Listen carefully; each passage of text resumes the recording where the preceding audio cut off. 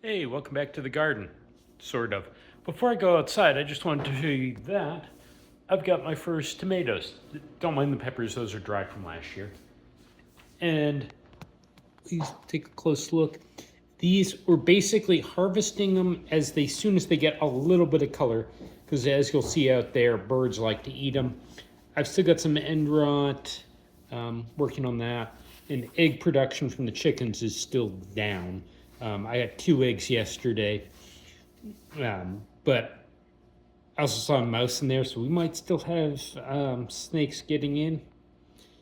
Okay, let's go outside.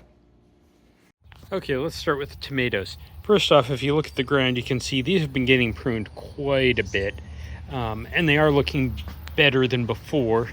I've still got a lot of end rot on some of these, but if they redden up the rest, I'm just going to cut the end rot off and use them. That one's starting to get a little red actually in here, so let's harvest that guy. So as you can see, tomatoes looking healthy.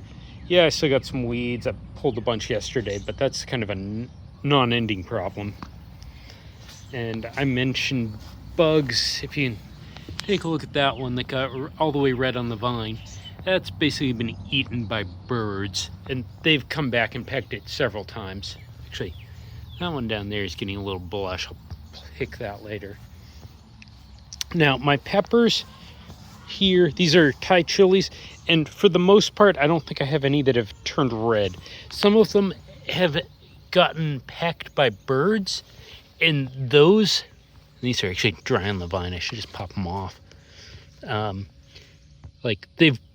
There's something wrong with this pepper. I'm not eating that. Or this one. It doesn't want to come off, but as you can see, that got pecked. But I've got plenty of other peppers growing on these plants. So once those ripen, I am going to have a lot of peppers. If I go overlook the little boya chilies, this is similar. Lots and lots of peppers. That one's got flowers and peppers. That one's got flowers and some peppers sticking up here. My eggplant volunteer, it's got a bunch of flowers on it just starting to open up. I don't see any fruits yet though. And then I've got a Swiss chard growing in there I need to cut back. Yeah, it's a little swampy. We got rain. This bed is the saluyot, I believe, basically jute. It's harvested for the leaves. And basically boil them in vinegar and they taste like boiled vinegar, actually pretty good. And then right in the middle, I've got another volunteer eggplant coming up. So this bed here has got sweet peppers and I think eggplant in it, and they were direct sown about a week ago and nothing has come up. So we're gonna just keep watering it, see what we get. And then the big thing that's happened in the garden, if you look over here, is we now have a trellis. Actually, we have 2 trellises. These are 7-foot tall T-posts, and it's a 4-foot wire, galvanized steel wire on each side. I cut them a little long because this is currently a 12.5-foot bed, and I figure if we extend it to 16 feet, just because they sell lumber in 16-foot sections, later it'll get longer, and this wood is garbage. That's literally scrap lumber that the builder left on the property when they finished building my house. So the wire is actually cut to 16 feet and just folded over and kind of zip tied to hold it together in a bunch of little places. I've got these little wire ties holding the wire to the T-posts. They don't seem to be working very well. There's another one up there. So I'm probably going to replace them with actual just twisted wire. This one I've actually just used zip ties to hold the wire to the T-posts. And my plan is later to replace that with wire and cut these down. Okay, let's say hi to the chickens because they're making some noise over there. Bark, bark, bark, bark.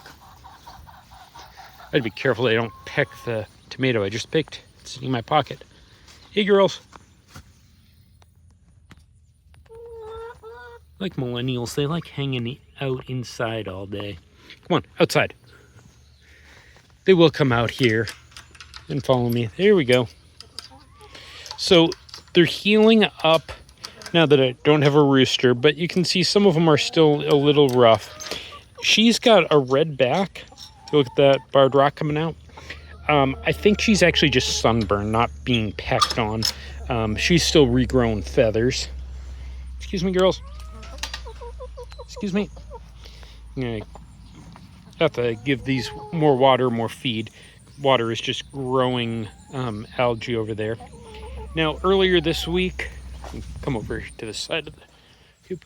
I had an extension from that tree hitting the articulated door on the chicken coop. So I cut that down, and they've got a new jungle gym. They've played with that a little. And I had chickens going all over the place. I'm trying to get them to eat more calcium because I'm afraid that they might be not getting enough calcium. I've tried, this is shrimp shells, and I've tried enticing them to eat that, which will give them more calcium and hopefully better eggs and make sure they don't eat their own eggs. I did find one shell that had been bitten into, but I've had no luck. Oh, wow. And I flip it over and suddenly they're interested. Nobody's actually eating it. She's getting some greens over there.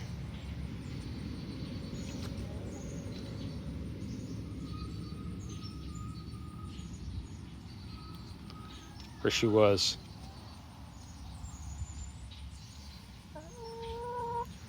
Hey, girl.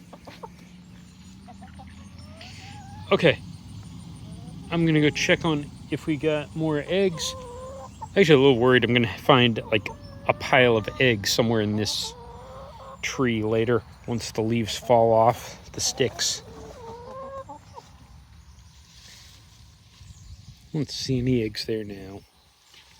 Okay, see if there's any eggs in the coop, and then I'm going in and eating my own lunch. I almost forgot the calamansi. Once we get this locked up, check on the chicken eggs, we'll run over there.